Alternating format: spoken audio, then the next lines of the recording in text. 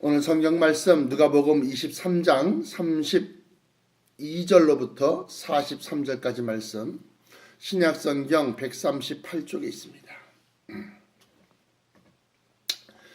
누가복음 23장 32절로부터 43절까지 말씀 찾으신 줄 믿고 봉독해 올리겠습니다.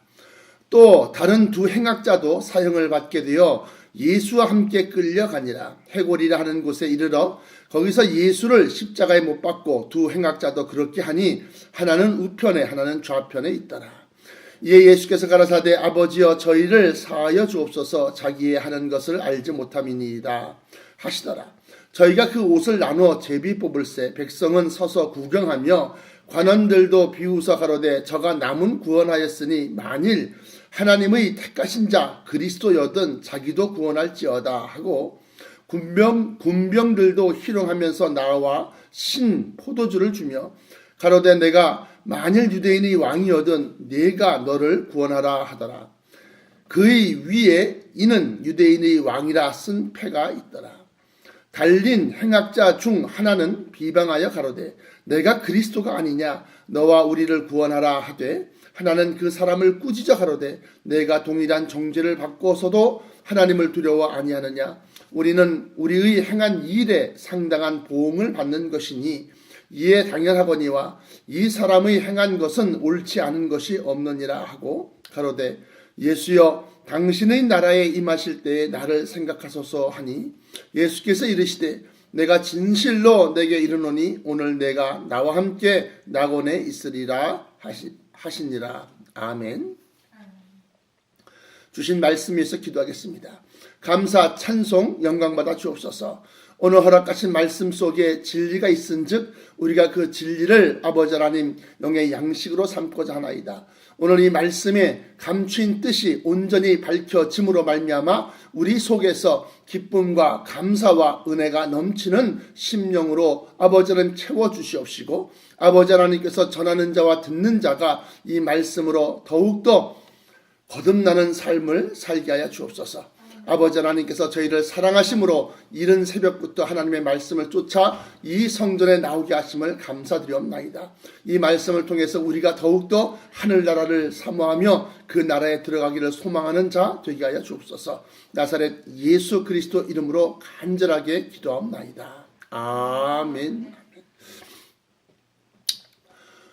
오늘 말씀 누가복음 23장 32절로부터 43절까지의 모습은 예수님께서 십자가에 못 박혀 죽으실 때에 그 좌우편에 두 명의 행악자, 두 명의 범죄자도 함께 못 박아 죽임을 당하는 그러한 모습의 내용입니다. 그때에 이제 여기 보니까 39절입니다. 누가복음 23장 39절 달린 행악자 중 하나는 비방하여 가로되 내가 그리스도가 아니냐 네가 세상을 구원한다는 구세주가 아니냐 너와 우리를 구원하라 하되 하나님 그 사람을 꾸짖어 가로되 내가 동일한 정죄를 받고서도 하나님을 두려워 아니하느냐 그러면서 우리는 우리의 행한 일에 상당한 보응을 받는 것이니 이에 당연하거니와 이 사람의 행한 것은 옳지 않은 것이 없느니라 하면서 가로되 예수여 당신의 나라에 임하실 때에 나를 생각하소서 하니까 예수님께서 그를 바라보면서 말씀하시기를 내가 진실로 너에게 이르노니 오늘 네가 나와 함께 낙원에 있으리라 하니라. 얼마나 놀라운 축복입니까? 바로 죽기 직전에 예수님께서 너는 나와 함께 낙원에 있을 것이다. 그러니까 생각해 보세요. 그것만큼 확실한 구원이 어디 있어요? 자, 그러면 이 모습을 보면서 우리는 어떻게 무엇을 얻어야 되겠느냐 하는 거죠. 예수님께서는 고난의 길을 걸어가셨습니다. 사형을 당하시고 정말로 죽음의 길을 걸어가신 겁니다. 그의 죽으심으로 말미암아 그 피가 우리의 죄값이라고 믿는 모든 자에게 구원의 문을 열어주셨어요. 자, 그러면 여기는 이 두 행악자가 바로 우리들의 모습이다라고 하는 거예요. 우리들의 모습. 그런데 크게 나누면 아예 세상에 속한 자와 또 하나님 말씀을 듣고 믿고 쫓아가는 사람, 이 두 부류로 나누겠지요. 그죠? 그런데 우리는 여기에서 조금 더 차원 높은 구원을 생각해 보자는 거예요. 차원 높은 구원. 아니 목사님, 구원은 구원이지 차원 높은 구원은 또 뭡니까? 있습니다. 뭐냐? 첫째 부활에 참여하는 구원이 차원 높은 구원입니다. 이게 무슨 소리냐? 맨 마지막에 그 나라와 정세를 멸하시고 모든 것을 하나님 앞에 바칠 때에 그때 최후의 심판 때에 구원받는 사람은 정말로 부끄러운 구원입니다. 그런데 예수님 강림하실 때에 그에게 붙은 자, 변화차를 입고 그에게 들림받아서 공중에서 주님을 영접하는 자는 첫째 부활에 참여하는 자인데 우리가 그러한 자가 되어야 되겠다라고 합니다. 그래서 누가복음 18장을 펴보십시오. 누가복음 18장 9절로부터 14절까지 보시면 이런 말씀이 나옵니다. 또 자기를 의롭다 믿고 자기 스스로가 자기는 의롭다 이거요. 자기를 의롭다 믿고 다른 사람을 멸시하는 자들에게 이 비유로 말씀하시되 두 사람이 기도하러 성전에 올라가니 하나는 바리새인이요 하나는 세리라. 여기도 두 종류의 사람이 나옵니다. 하나는 바리새파 사람이고 하나는 세리라고 하는 그러한 이 당시의 세금 징수원들은 로마에다가 사람들에게 세금을 거두어서 로마 자기들을 갖다가 잡아먹은 식민지 삼은 로마에다가 그 돈을 갖다 바친다고 해서 아주 죄악시하고 죄인시했습니다. 사람들이 상종을 하지 않았습니다. 그런데 이 두 사람이 기도하는데 11절에 바리새인은 서서 따로 기도하여 가로되 하나님이여 하면서 나는 다른 사람들 곧 토색, 불의, 간음을 하는 자들과 같이 아니하고 이 세리와도 같이 아니함을 감사하나이다. 나는 7일에 2번씩 금식하고 또 소득의 10의 1조를 드리나이다 하고 반대로 세리는 멀리 서서 감히 눈을 들어 하늘을 우러러보지도 못하고 다만 가슴을 치며 가로되 하나님이여 불쌍히 여기옵소서 나는 죄인이로소이다 하였느니라. 그런데 이제 예수님이 하신 말씀이 판단 내리시기를 내가 너희에게 이르노니 하면서 내가 그리스도인 내가 심판주인 내가 너희에게 이르노니 이 사람이 세리가 저보다 바리새인보다 의롭다 하심을 받고 집에 내려갔느니라. 무릇 자기를 높이는 자는 낮아지고 자기를 낮추는 자는 높아지리라 하시니라. 이렇게 돼 있어요. 여기에서 이 두 사람 바리새파 사람 또 세리라고 하는 사람은 둘 다 하나님을 믿는 사람이니까 하나님께 기도하러 왔겠죠. 응? 여기서 우리는 경계해야 될 것이 있습니다. 뭐냐? 우리가 하나님의 말씀을 쫓아 그 말씀을 충실히 이행하고 다시 말하면 믿음으로 행하였다 할지라도 그것에 대해서 자긍심을 갖는 순간 죄인인 세리보다 더 낮은 믿음으로 떨어진다는 겁니다. 더 낮은 믿음으로. 다시 말씀드리면 여기서 이 바리새파 사람이 무엇을 잘못했느냐, 무엇을 갖다가 예수님으로부터 눈밖에 났느냐. 11절에 하나님이여 나는 다른 사람들 곧 토색, 불의, 간음을 하는 자들과 같지 아니하고 이건 뭔가 세상에 속한 사람들을 얘기하는 겁니다. 이 세상 사람들과 같지 아니하고 또 믿노라 하지만 제대로 10의 1조 생활도 안 하고 새벽 제단도 쌓지 않고 가끔마다 주일도 빠지고 이런 세리와도 같지 아니함을 감사하나이다 라고 해요. 이것이 바로 이 바리새파 사람의 죄요. 허물입니다. 그러니까 여기서 정답은 뭐냐? 하나님이 세상을 이처럼 사랑하사 이것을 잊어버렸다는 거예요.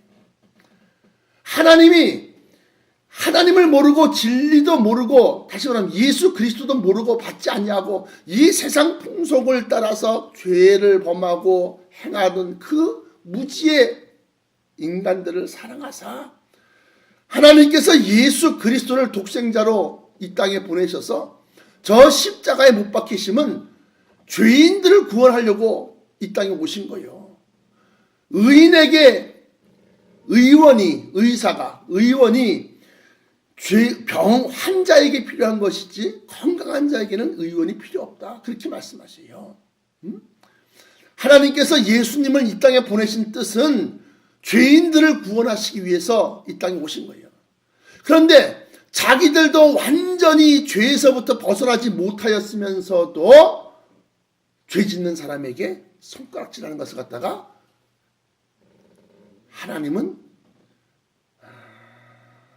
예수님은 옳게 보지 아니하셨다라고 하는 거예요. 그러면서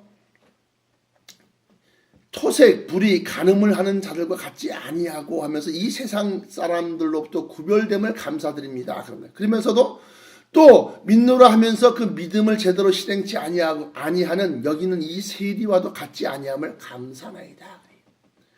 흔히들 예수를 믿으면서 교회를 다니면서 과거 이스라엘의 선민 사상의 잔류를 그대로 답습하는 사람들이 있습니다. 이게 무슨 소리냐? 먼저 교단에 대해서입니다. 장자교단 그래갖고 나는 합동측인데 하나님 앞에 장자가 어디 있어? 장자는 오직 예수 그리스도 한 분밖에 없는 거예요. 무슨 헛소리 하고 앉았어? 또 과거 지금은 안 그렇습니다만 과거 우리 순복음은 다르다고 순복음 아주 자기네 교단에 대해서 아주 그 프라이드 자긍심이 대단했어요. 그러나 그것도 참 어리석기 그지없고 우습기 그지없는 거예요. 좀 더 나아가서는 나의 믿음이 장로급의 믿음이다, 목사급의 믿음이다. 그래갖고 자기가 아주 신실한 신앙생활을 하는 것까지는 좋다 이거요. 그런데 그 신실한 신앙생활로 말미암아서 그렇지 못한 사람을 비웃고 깔보고 심지어는 죄인시하여서 상종치 아니하는 자들도 있더라라고 하는 거예요. 있더라. 자기의 그 의로운 행위를 더럽히는 그러한 생각이에요. 우리가 예수를 믿으면서 주야 나는 죄인으로소이다 하고 자기를 갖다 닦아내는 데 힘써야지, 자기를 닦아내서 조금 새카만 죄악 속에서 조금 닦아내갖고 희끄무레졌는데 보니까 더 새카만 자가 있어. 아이고 저 새카만 것들 아이고 그렇게 나무랄 수가 없다는 거예요. 오히려 신앙이 깊어지면 죄악 속에서 하나님도 모르고 예수 그리스도의 그 은혜도 모르고 그 사는 사람들을 불쌍하게 여겨지는 차원으로 올라가야지 그 믿음이 제대로 된 믿음이더라.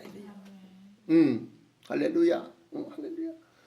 그래서 오늘 여기 말씀을 보면서 제가 느끼는 거는 예수님 당시에만 바리새파 사람들이 있느냐? 아니다. 지금도 그 바리새파의 믿음이 곳곳에 많은 사람들의 마음을 적시고 있어요. 큰 교회에 다니는 사람들은 아주 그 자긍심과 프라이드가 대단합니다. 옛날에 충영교회 다니는 우리 아는 사람이 하나 있었는데 제가 전도사 시절입니다. 충영교회 다니면서 충영교회 다니는 것이 마치 무슨 벼슬이나 한 것처럼 다른 교단의 목사, 다른 교단의 전도사를 갖다가 아주 우습게 보고 깔보기를 참 기도 안 차게 하더라고. 그래서 내가 저 사람은 참 이상하다. 어떻게 그런 교회 다니면서 저렇게 사람들 갖다가 깔보고 무시하는 믿음을 갖고서 있을까? 그 당시에 김영삼 장로가 그 교회에 충영교회에 장로로 계셨거든. 한때는 소망교회 이명박 대통령 때는 좀 덜했어요. 그래도 온갖 그 무역센터에서 국가조찬 기도회 때 우리 사모도 봤지만 처음 대통령 취임식 할 때는 힐튼 호텔에서 첫 1회, 그러니까 이명박 장로가 대통령 되고 난 다음에 첫 번째 할 때는 저에게도 초청장이 왔는데 가려고 마음 먹어보니까 야 어마어마해. 그래서 그냥 뒤에서 기도나 하지 뭐 그러고 말하는데 보니까 미어 터져 그렇게 미어 터져. 목사들이 막 그냥 초청장 보내고 뭐 2,300인가 2,800명인가 뭐 이렇게 초청장 보냈다고 그러는데 청와대 쪽에서 보냈다고 그러는데 몰려들기는 몇만 명이 몰려들었어. 그게 뭐냐? 목사들조차도 정권에 기대어서 권력자에 기대어서 자기를 갖다가 어떻게든지 간에 근데 지금 문제가 뭐냐? 이 정권, 이 세상의 권력과 종교가 야합을 하게 되면 지금의 모습이 나오는 거예요. 지금의 모습이. 부정부패가 거기서 나오는 거예요. 세상 권력자의 아둔함과 세상 권력자의 비리를 갖다가 정당화시켜주는 거예요.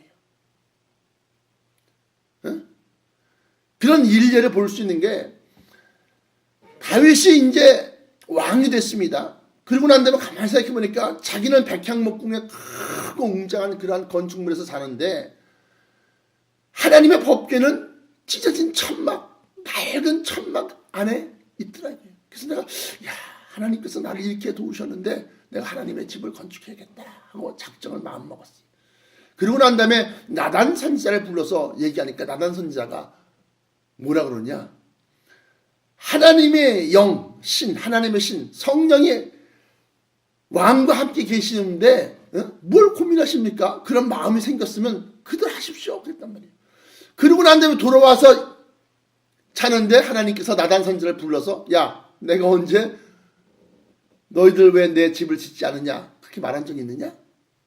내가 천막에 거하면서도 내가 너희를 위해서 그렇게 힘을 썼으니까 너희들도 내가 머물 수 있는 나의 집을 건축하라고 내가 명령한 적이 있느냐고 나무라세요. 그러나 그 중심을 받아들여서 너는 가서 이러이러하게 전하라 하면서 말씀하는 거예요. 그래서 그 중심을 흐명하셨어요. 하나님께서. 그러고 난 다음에 다윗이 다른 민족들을 갖다 다 정복하느라고 손에 피를 많이 묻혔다 이게. 그래서 네 손으로 하지 말고 네 다음 때에 가서 해라. 그래서 솔로몬의 성전이 건축이 된 겁니다. 그러니까 이게 하나님께 드리는 것에 대해서 당대가 아니라 다윗 시대 때는 열심히 모은 겁니다. 백향목 나무도 구하고 그다음에 큰 돌도 구하고 금과 동과 그런 금속들을 잔뜩 모아갖고 그리고 난 다음에 솔로몬 대에 가서 그것의 일부를 갖다가 그러니까 그거 전체하고 또 솔로몬 시대에 워낙 또 이 지혜가 뛰어나서 중개모욕으로 큰 물질을 벌었기 때문에 그걸 가지고서 성전을 건축하게 된 겁니다. 여기서 말하고자 하는 것은 뭐냐? 이 나단 선지자가 왕의 말을 들었을 때 왕 뜻대로 하십시오. 그것이 곧 하나님의 뜻입니다. 라고 말한 것에 저는 초점 맞추는 겁니다. 그 사람이 거짓 선지자다 그건 아닌데 그건 아니지만 권력자와 맞다 보니까 그렇게 되더라 이거예요. 오늘 이 본문 말씀 누가복음에 나와 있는 말씀 중에서 우리가 깨달아야 될 것은 뭐냐? 내가 믿음 생활을 하면서 신앙 생활을 하면서 내 믿음이 진짜 뭐 금식을 7일에 2번씩 금식을 하는 믿음이요. 12일조 생활하는 믿음이요. 근데 11조 생활하지 못하는 믿음, 새벽제단 쌓지 못하는 믿음, 더 나아가서는 주일도 가끔씩 빠지는 믿음, 그런 믿음의 사람들 갖다가 비웃거나 조롱하거나 나무라지 말라는 거예요. 왜 그러냐면 이런 게 있습니다. 11조를 드리고 싶은데 내가 벌어온 수익이 끼니를 다 챙겨 먹지 못할 만큼 적어요. 그래서 11조를 뗄래야 뗄 수가 없는 사람들도 있다라고 하는 거예요. 설마 아니요. 요즘에는요. 다들 겉으로는 다들 뭐 번지르해 보이고 잘 살아 보이고 괜찮아 보이지만 그 속은 가난한 사람들이 얼마나 많은지 모릅니다. 은행 빚 때문에 이자 갚느라고 허덕허덕 되는 사람들이 많이 있습니다. 그러면 그것이 정당화 되느냐? 그건 아닙니다. 그건 아니에요. 아닌데 여기는 이 세리가 얘기하는 겁니다. 뭐라 그러냐?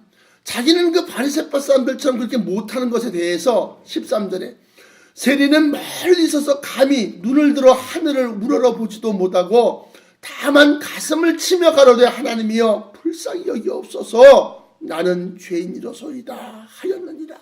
여기에 우리는 이 세리의 믿음이 아주 애절하고 처절한 상태에 있다는 것을 우리는 알아야 되는 거예요. 그래서 모든 사람들이 다 죄인인데 죄인들끼리 서로 네 죄가 크냐 내 죄가 크냐 이걸 따진다는 것 자체가 잘못됐다는 겁니다. 뿐만 아니라 이 세리는 눈물을 흘리면서 가슴을 치면서 애통하면서 그래요. 저희 모친께서 하시는 말씀이 스가랴서에 보면 하나님께서 눈물을 갖다가 병으로 눈물 흘린 것을 갖다 받는다 그래요. 받는다. 제가 어느 순간에 이렇게 이제 얼굴을 보니까 눈 밑에 여기 주름이 자글자글하더라고요. 너무 놀랐어. 너무 놀랐어. 그래서 이걸 수술을 받아야 되나 이걸 어떻게 해야 되나 막 뭐 여자들 그 저기 뭐 주름 뭐 이렇게 하는 거 뭐 무슨 뭐 안티에이징 뭐 그런 거 있는 거 혹시 있나 싶어갖고 사모한테 물어보니까 우리 사모도 화장품 안 쓰는 사람이야. 그래서 야 이거 어떡하냐 이러다 보니까 가만히 생각해보니 내가 왜 그래 눈물을 많이 흘리다 보니까 이걸 닦다 보니까 여기가 늘어나고 짓무르고 늘어나고 짓무르더라고. 에? 말로는 소리가 막 강팍하게 나가기도 하고 막 센 소리가 나가기도 하지만 하나님 앞에 섰을 때 내가 무릎을 꿇고 하나님 앞에 기도하면서 하나님 나는 죄인입니다 하고 내가 나를 눈물로써 팍 하나님 앞에 기도할 때 그 눈물을 하나님은 보신다는 거예요. 여기 세리와 같은 심령, 세리와 같은 행위는 아니요. 세리와 같은 심령을 가지고서 여러분들이 하나님 앞에 부르짖게 되면 하나님은 그 기도를 들어 주신다는 겁니다. 하나님, 내가 이렇게 충성했잖아요. 뭐 했잖아요. 하나님, 하나님 어디 계시나이까? 이딴 소리를 해대고 있으면 하나님이 참 그 기도 들어주겠다. 내 속으로, 내 속 생각으로. 그런데 부르짖으면서 가슴을 치면서 애통하면서 부르짖게 되면 하나님이 그 기도를 들어주시더라는 거예요. 아무런 도움의 손길을 생각할 수가 없어. 아무런 기대도 할 수 없어. 정말로 막막한 가운데서 큰일 났다. 아버지 하고 기도할 때는 그 기도가 들어지더라 이거예요. 그런데 걱정하지 마. 야 김 목사 걱정하지 마. 야 며느리야 걱정하지 마. 하고 다 그래갖고 마음이 좀 느슨해졌을 때 그 기도를 했어. 그러면 안 들어주시더라 이거예요. 세상 것을 믿고 있었던 그 믿었던 친구들이 믿었던 사람들이 나 몰라라 하고 배신하더라 이거예요. 예. 그래서 나와 여러분들은 미쁘신 변함이 없으신 하나님을 붙들어야 되는데 그 하나님께 나아가고 하나님께 붙들 때 그 심령이 바로 여기 있는 세리의 심령처럼 그렇게 되어야 한다는 겁니다. 우리가 세상에서 뭐 요즘에 한참 최순실이 난리 법석을 피지 않습니까? 얼마나 많이 해먹고 얼마나 많이 뭐 유세를 떨고 딸내미 정유라를 갖다가 이대를 보내는데 뭐 무소불위의 권력을 행사하사 아주 학점 신청을 안 했는데도 불구하고 학점이 나오고 수강 신청도 안 했는데 무슨 과목인지도 모르겠는데 그 무슨 과목인지 신청을 안 했어요. 그런데 불구하고 거기에 막 학점이 나오고 뭐 이를 판국이니까 세상에 참 기도 안 막히죠.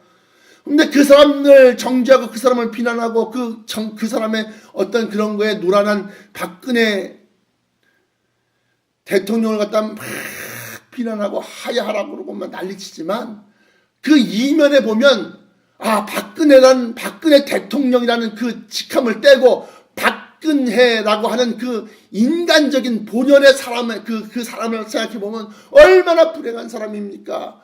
얼마나 외로운 사람입니까? 이걸 한번 생각해 볼 수 있어야 된다. 그래서 한때는 분노했지만,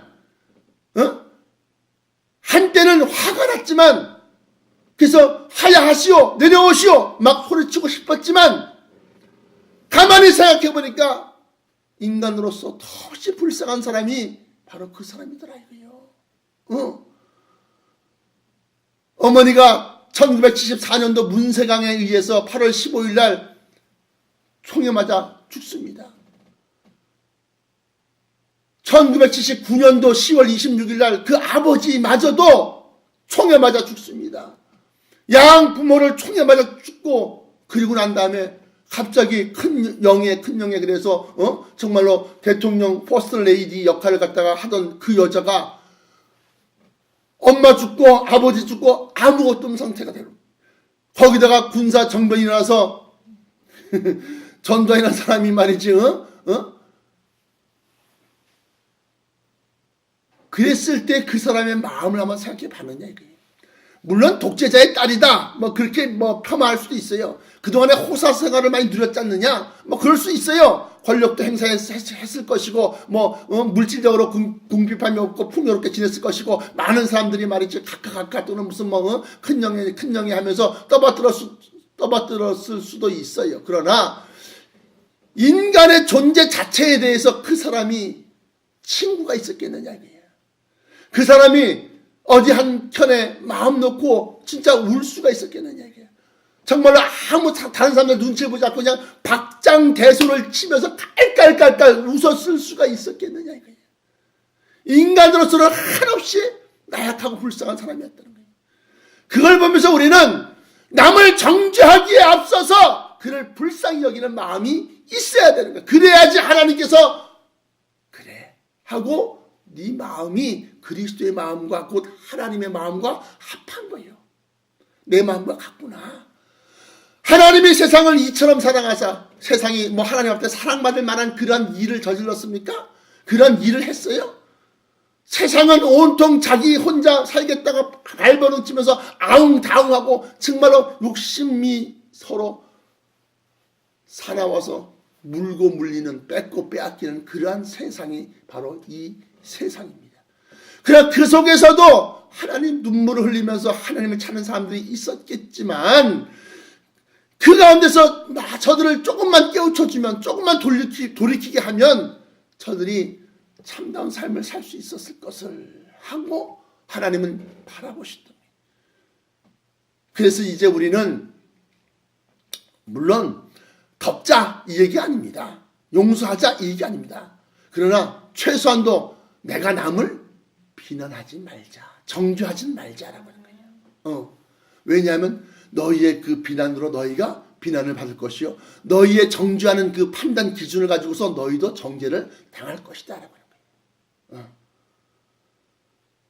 그러므로 사도 바울이 하신 말씀이 세상에 의인은 없나니 단 하나도 없더라. 단 하나도. 죄에 대해서 너희가 그렇게 깨끗해? 죄에 대해서 너희가 그렇게 깨끗해? 네가 그만큼 정직해? 한번 따져볼까? 살펴볼까? 하고 딱 열어보면 거기에 걸리지 아니할 사람이 누가 있겠느냐. 누가 있겠니? 저는 아무것도 안 했는데요. 저 거짓말. 그래도 일단은 죄론에 가서, 인간론에 가서 한번 살펴볼까 하면 걸리지 않을 사람이 없다는 거예요. 그러므로 용서하는 마음, 이해하는 마음, 그러나 법은 서야겠으니까 그것에 따른 어떤 절차는 거쳐야겠지요. 오늘 이 말씀을 통해서 우리가 알 수 있는 것이, 바리새파의 믿음을 쫓아가지 말자. 남과 나를 비교해서 저 사람은 어떻게 저렇게밖에 못할까? 저 사람은 왜 11조도 안 드리면서 어떻게 집사직을 받을까? 저 사람은 어떻게 새벽제단도 안 싸면서 장로가 될까? 이렇게 따지지 말자는 거죠. 판단은 오직 주님께서 하시는 거예요. 주님께서. 예수님께서 판단하시는 겁니다. 예수님께서. 물론 우리도 저들의 죄악을 알아요. 느껴요. 그러나 내가 너 죄인이야. 너 내려와. 너 감옥 가. 우리가 판단하지는 말자고 하는 겁니다. 왜냐하면 하나님께서 예수 그리스도로 말미암아 이 세상을 심판하시려고 하시기 때문에 그렇습니다. 그러므로 우리는 불쌍히 여기고 또 반면 교사로 삼아서 혹시라도 내가 그러한 죄나 그러한 교만이나 그러한 것에 내 마음이 쏠리지 않게끔 또 그러한 심리적인 죄를 저지르지 않게끔 세상에는 행동으로 저지른 죄만 실정법에서는 처벌하지만 예수님께서는 마음속으로 생각하는 것조차도 죄라고 말씀하십니다. 그러므로 불쌍히 여기십시오.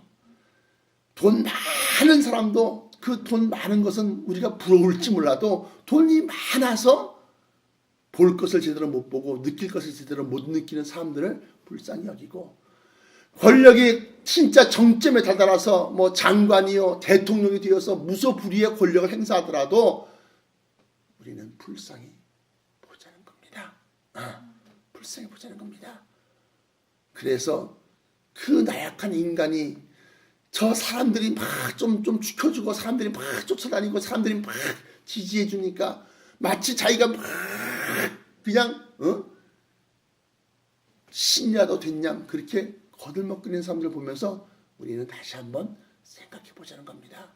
그래서 지금 나를 내 심령을 내려다보시는 하나님을 한번 우리가 생각해 보자는 겁니다.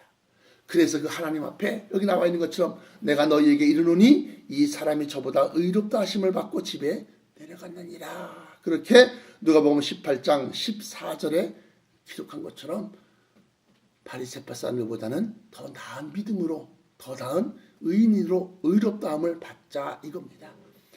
믿음으로 말미암아 의롭다 칭하심을 얻느니라 그랬으니까 이 신칭의 그랬으니까 우리가 그 믿음의 행실 행위만이 아니라 마음속으로도 우리가 그렇게 생각하자. 그러면 그 사람의 기도는 하나님이 들어주십니다. 역사하십니다. 기도하겠습니다.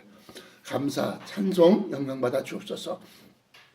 오늘도 아버지의 추운 날씨 속에 하나님의 말씀을 쫓아나왔나이다. 이 말씀이 우리의 영의 양식이 되어져서 우리의